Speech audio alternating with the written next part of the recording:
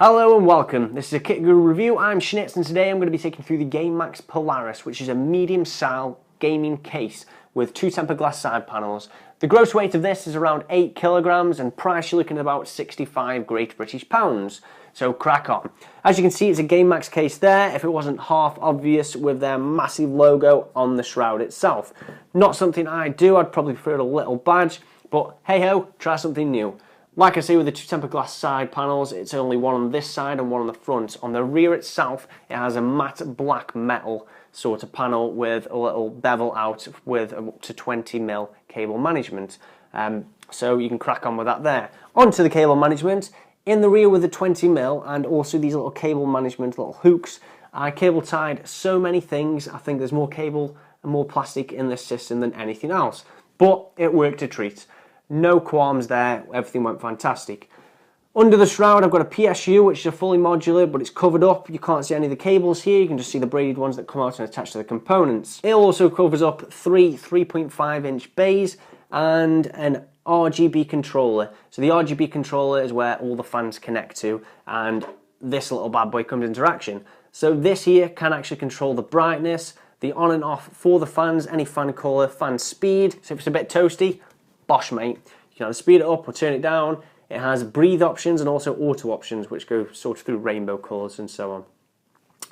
Looking here, it has two options, two available spaces for 2.5-inch SSD bays. That's a bit of a mouthful, tongue twister shall we say.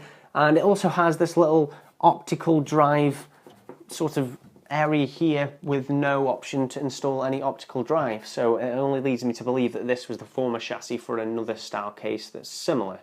Maybe, maybe not. Something that holds the tempered glass side panel on, it's different to holding the front panel on, I'll show you in a moment, is these little rubber grommets which seem to be glued on or screwed on or something, which is fantastic as they're not going to roll off. So for a 65 quid case you get something pretty snazzy all in one. The tempered glass is pretty clear, as you can see here. Hold on, there we go. This is off the front there, and you can see it's slightly transparent with a slight tint to it as well. On the front I/O you got two USB 2s, two USB 3s, a headphone and microphone jack, also a HDD LED, which you can show blinking when it's doing data transfer, a reset switch and a power switch. There's a little sensor though.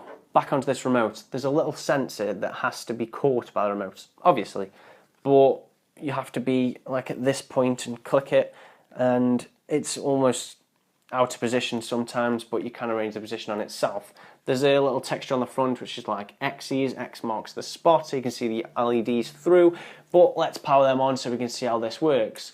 So as you can see here, they all power on. It's got about a 20-point lighting around the RGB fans, 18 to 20 LEDs, and you can basically go through all these different colours. I've got to refrain from certain colours because of my backdrop, but let's go. So there's your blue, there's your red. I also have blue in here, so I sort of went for the blue overall. Unfortunately, I only had GeForce GTX green.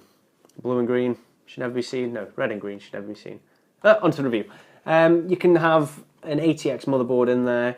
Like I say, the cable management is pretty standard, pretty good. I had no issues with that there. One issue I did have was the CPU power. So, CPU power cable, it sort of feels like there isn't enough room up the top.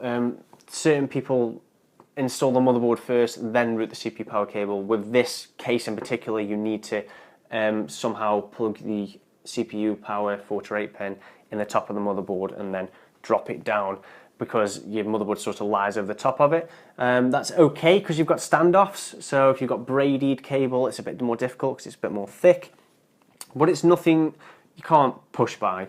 I'd say it's probably a basic level case. For the basic builder, 65 quid mate, I think you're winning, you're sort of winning. 65 quid, I wouldn't mind paying that for two tempered glass panels. You can take this to any LAN event, snazz it up and go, ooh, what? In the mood for blue? See, I had to cut that twice because the sensor wasn't there, but you know, you can do up and down the brightness, like I say. Go up the brightness, I take it down a bit because I like a bit of mood setting.